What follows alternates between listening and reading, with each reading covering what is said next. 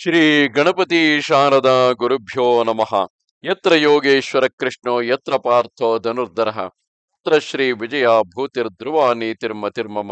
ಶ್ರೋತೃಗಳಿಗೆ ಶ್ರೀ ಅಳಸಿಂಗರಾಚಾರ್ಯ ವಿರಚಿತ ಶ್ರೀ ವ್ಯಾಸ ಮಹರ್ಷಿ ಪ್ರಣೀತ ಶ್ರೀಮನ್ ಮಹಾಭಾರತದ ಉದ್ಯೋಗ ಪರ್ವದಲ್ಲಿ ಸ್ವರ್ಗದಲ್ಲಿ ಯಯಾತಿಯು ಪ್ರಶ್ನೆ ಮಾಡಿದುದರ ಮೇಲೆ ಬ್ರಹ್ಮನು ಅವನ ಅಧೋಗತಿಗೆ ಕಾರಣವನ್ನು ತಿಳಿಸಿದುದು.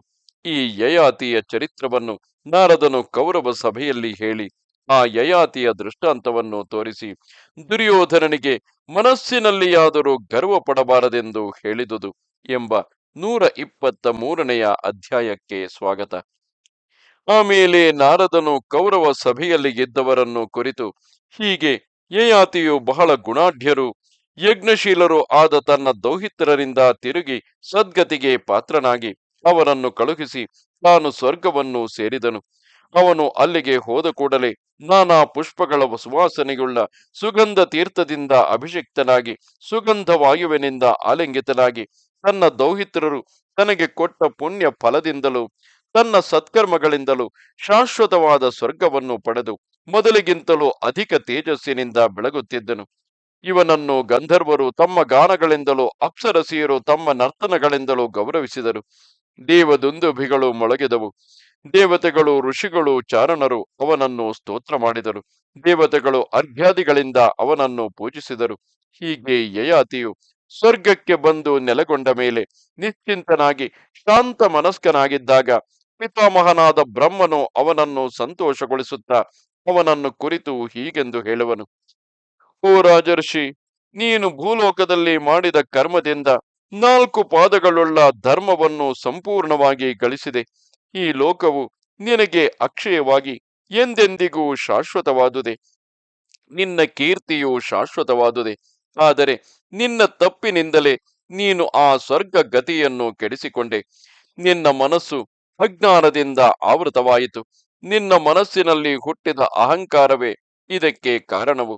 ನಿನ್ನಲ್ಲಿ ಈ ಸ್ವರ್ಗವಾಸಿಗಳೆಲ್ಲರಿಗೂ ಒಂದು ವಿಧವಾದ ಕ್ರೋಧವುಂಟಾಗಿ ಅವರಿಗೆ ನಿನ್ನ ವಿಷಯವೇನು ತೋರದಂತಾಯಿತು.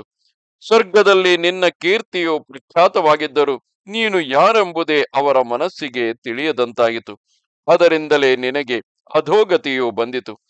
ತಿರುಗಿ ಮಹಾತ್ಮರಾದ ನಿನ್ನ ದೌಹಿತ್ರರು ನಿನ್ನನ್ನು ಸ್ವರ್ಗಕ್ಕೇರಿಸಿದರು.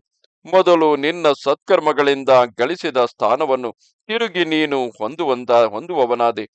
ಈಗ ನೀನು ಸೇರಿರುವ ಸ್ಥಾನವು ಚ್ಯುತಿ ಇಲ್ಲದೆ ಶಾಶ್ವತವಾದುದು, ಅತಿ ಪವಿತ್ರವೂ ಉತ್ತಮವೂ ಆದುದು, ಸ್ಥಿರವಾದುದು, ಅವ್ಯಯವಾದುದು ಎಂದನು. ಆಗ ಯಯಾತಿಯು ಬ್ರಹ್ಮನನ್ನು ಕುರಿತು, ಹೇ ಭಗವನ್, ನನಗೊಂದು ಸಂದೇಹವುಂಟು. ಬೇರೆ ಯಾರಿಂದಲೂ ನಾನು ಅದಕ್ಕೆ ಪರಿಹಾರವನ್ನು ತಿಳಿಯಲಾರೆನು. ಲೋಕಪಿತಾಮಹನಾದ ನೀನೇ ಅದನ್ನು ಪರಿಹರಿಸಬೇಕು. ನಾನು ಅನೇಕ ಸಹಸ್ರ ವರ್ಷಗಳವರೆಗೆ ಪ್ರಜೆಗಳನ್ನು ಧರ್ಮದಿಂದ ಪಾಲಿಸಿದನು. ಅಸಂಖ್ಯಾತಗಳಾದ ಯಜ್ಞಗಳನ್ನು ದಾನಗಳನ್ನು ನಡೆಸಿದನು. ಹೀಗೆ ಎಷ್ಟೋ ಸಹಸ್ರ ವರ್ಷಗಳಿಂದ ಅಂತಹ ಸತ್ಕರ್ಮಗಳನ್ನು ಮಾಡಿ ನಾನು ಪ್ರಯತ್ನಪಟ್ಟು ಗಳಿಸಿದ ದೊಡ್ಡ ಫಲವೆಲ್ಲವೂ ಕ್ಷಣ ಮಾತ್ರದಲ್ಲಿ ನಷ್ಟವಾಗಿ ನಾನು ಅಧೋಗತಿಗೆ ಬಿದ್ದೆನಲ್ಲವೇ? ಹೀಗೆ ಬಹುಕಾಲದಿಂದ ಗಳಿಸಿದ ಮಹಾ ಫಲವಷ್ಟು ನಿಮಿಷ ಮಾತ್ರದಲ್ಲಿ ಸ್ವಲ್ಪ ಪಾಪದಿಂದ ನಷ್ಟವಾಗುವುದೆಂದರೇನು? ನಾನು ಎಂತಹ ಪುಣ್ಯಗಳನ್ನು ಮಾಡಿ ಎಂತೆಂತಹ ಶಾಶ್ವತ ಲೋಕಗಳಿಗೆ ಪಾತ್ರನಾಗಿರುವೆನು ಅವೆಲ್ಲವನ್ನು ನೀನು ಚೆನ್ನಾಗಿ ತಿಳಿದವನು. ಅವೆಲ್ಲವೂ ನಷ್ಟವಾದುದು ಹೇಗೆ ಎಂದನು. ಅದಕ್ಕೆ ಆ ಪಿತಾಮಹನು, ಓ ರಾಜ, ನೀನು ಹೇಳಿದಂತೆ ಧರ್ಮ ಪರಿಪಾಲನದಿಂದಲೂ ಯಜ್ಞ ದಾನಾದಿಗಳಿಂದಲೂ ನೀನು ಉತ್ತಮ ಫಲವನ್ನು ಗಳಿಸಿದೆಯೆಂಬುದೇನೋ ನಿಜವೇ. ಆದರೇನು, ನಿನ್ನ ಮನಸ್ಸಿನಲ್ಲಿ ಅಂಕುರಿಸಿದ ಸ್ವಲ್ಪ ದೋಷದಿಂದಲೇ ಅವೆಲ್ಲವೂ ನಷ್ಟವಾಗಿ ನೀನು ಸ್ವರ್ಗದಿಂದ ಜಾರಿದೆ. ನಿನ್ನ ಮನಸ್ಸಿನಲ್ಲಿ ಹುಟ್ಟಿದ ಗರ್ವವು ಸ್ವರ್ಗವಾಸಿಗಳಿಗೆಲ್ಲ ನಿನ್ನಲ್ಲಿ ಬೇಸರವನ್ನು ಹುಟ್ಟಿಸಿತು. ಅದರ ಮೇಲೆ ನೀನು ಎಲ್ಲ ಸ್ವರ್ಗವಾಸಿಗಳಿಂದ ಧಿಕ್ಕರಿಸಲ್ಪಟ್ಟು ಆ ಲೋಕದಿಂದ ಚ್ಯುತಿಯನ್ನು ಹೊಂದಿದೆ. ಓ ರಾಜಋಷಿ, ಗರ್ವದಿಂದಾಗಲಿ ಬಲದಿಂದಾಗಲಿ ಪ್ರಾಣಿಹಿಂಸೆಯಿಂದಾಗಲಿ ಅಸೂಯೆಯಿಂದಾಗಲಿ ವಂಚನೆಯಿಂದಾಗಲಿ ಈ ಲೋಕವು ಸ್ಥಿರಪಡತಕ್ಕುದಲ್ಲ. ನಿನಗಿಂತಲೂ ಉತ್ತಮರನ್ನಾಗಲಿ ನಿನಗೆ ಸಮಾನರನ್ನಾಗಲಿ ನಿನಗಿಂತಲೂ ಹೀನರನ್ನಾಗಲಿ ನೀನು ಅವಮಾನಗೊಳಿಸಬಾರದು. ಅಂತಹ ಗರ್ವವು ಮನಸ್ಸಿನಲ್ಲಿದ್ದಾಗ ಮನಃಶಾಂತಿ ಎಂಬುದೇ ಇಲ್ಲ. ಅದಿರಲಿ, ಓ ಯಯಾತಿ, ನೀನು ಸ್ವರ್ಗಭ್ರಷ್ಟನಾಗಿ ತಿರುಗಿ ಮೇಲಕ್ಕೇರಿದ ಚರಿತ್ರವನ್ನು ಯಾರು ಹೇಳುವರೋ ಅವರು ನಿನ್ನಂತೆಯೇ ತಮಗೆ ಬಂದ ಕಷ್ಟಗಳಿಂದ ಉದ್ಧತರಾಗುವುದರಲ್ಲಿ ಸಂದೇಹವಿಲ್ಲ ಎಂದನು. ನಾರದನು ದುರ್ಯೋಧನನ ಮುಂದೆ ಈ ಉಪನ್ಯಾಸವನ್ನು ಹೇಳಿ ಮುಗಿಸಿದ ಮೇಲೆ ದುರ್ಯೋಧನನನ್ನು ಕುರಿತು, ಓ ಕೌರವರಾಜ, ಪೂರ್ವದಲ್ಲಿ ಯಯಾತಿಗೆ ಮನಸ್ಸಿನಲ್ಲಿ ಹುಟ್ಟಿದ ಸ್ವಲ್ಪ ಮಾತ್ರ ಗರ್ವದಿಂದ ಎಂತಹ ಕಷ್ಟ ಉಂಟಾಗಿತೋ ನೋಡಿದೆಯಾ? ಮತ್ತು ಗುರುವಿನ ಮಾತನ್ನು ಕೇಳದೆ ಬಹಳವಾಗಿ ನಿರ್ಬಂಧ ಪಡಿಸಿದುದರಿಂದ ಗಾಲವನು ಎಷ್ಟು ಕಷ್ಟಪಡಬೇಕಾಯಿತೋ ನೋಡು. ಆದುದರಿಂದ ಮನುಷ್ಯರು ಎಂದಿಗೂ ತಾವೇ ಮೇಲೆಂದು ಗರ್ವ ಪಡಬಾರದು. ತನಗೆ ಹಿತೈಷಿಗಳಾದ ಸುಹೃತ್ತುಗಳ ಮಾತನ್ನು ನಿರಾಕರಿಸಬಾರದು. ಇತರರ ಹಿತವಾದವನ್ನು ಕೇಳಬೇಕು. ಯಾವ ವಿಷಯದಲ್ಲಿಯೂ ಬಹಳ ನಿರ್ಬಂಧವನ್ನು ಮಾಡಬಾರದು. ಅತಿ ನಿರ್ಬಂಧವು ನಾಶಕ್ಕೆ ಮೂಲವು. ಆದುದರಿಂದ ನೀನು ಕೂಡ ಕೋಪವನ್ನು ಗರ್ವವನ್ನು ಬಿಟ್ಟು ಬಿಡು. ಪಾಂಡವರೊಡನೆ ಸಂಧಿಗೆ ಸಮ್ಮತಿಸು. ನಿನ್ನ ಮನಸ್ಸಿನ ಆವೇಶವನ್ನು ತ್ಯಜಿಸು. ನಿನ್ನ ಹಿತೈಷಿಗಳು ಹೇಳತಕ್ಕ ಮಾತನ್ನು ನೀನು ಸುಳ್ಳೆಂದು ತಿಳಿಯಬಾರದು. ಪ್ರಬಲರೊಡನೆ ಯುದ್ಧವನ್ನು ಆರಂಭಿಸಿದರೆ ಕಷ್ಟದಲ್ಲಿ ಸಿಕ್ಕಿ ಬೀಳುವೆ.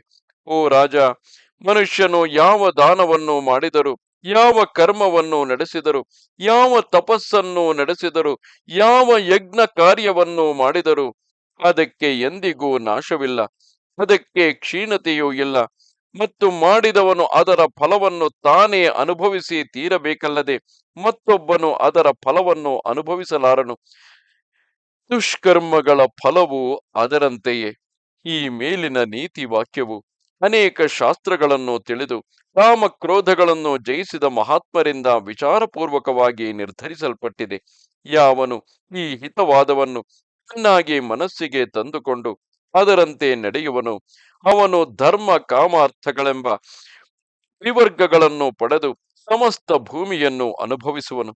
ಪವಿತ್ರವಾದ ಈ ಯಯಾತಿಯ ಚರಿತ್ರವನ್ನು ಯಾರು ಕೇಳುವರೋ ಮತ್ತು ಇತರರಿಗೆ ಹೇಳುವರೋ ಅವರು ಸ್ವರ್ಗ ಗತಿಯನ್ನು ಹೊಂದುವರು ಎಂದನು. ಇದು 123ನೆಯ ಅಧ್ಯಾಯವು.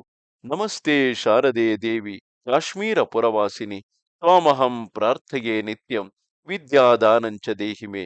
ನಮಸ್ಕಾರ.